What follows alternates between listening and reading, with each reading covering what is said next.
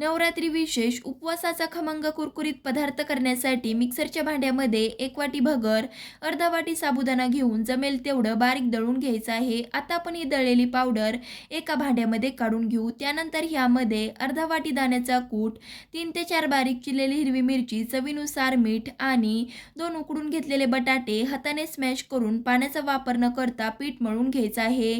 पीठ मुरत आहे तोपर्यंत चटणी करण्यासाठी मिक्सरच्या भांड्यामध्ये पाववाटी भाजलेले शेंगदाणे, अर्धा चमचा लाल तिखट, चवीनुसार मीठ, 1 चमचा साखर घालून वाटून घेऊ. त्यानंतर ह्यामध्ये पाववाटी ताक, पाववाटी पाणी घालून एकदा फिरवून घेतलं की तयार झाली आपली चटणी. 10 मिनिटानंतर पीठ देखील छानपैकी असं भिजलं आहे. तयार पिठाचे एक एक करून बॉल्स बनवून घ्यायचे आहेत. काही बॉल्स बनवून झाल्यावरती कडकडीत गरम तुपामध्ये बॉल्स सोडून चांगले असे तळून घेऊ. उपवासाचे पोटॅटो बॉल्स तयार. ट्राय करा. लाईक, शेअर, सबस्क्राईब नक्कीच करा. धन्यवाद.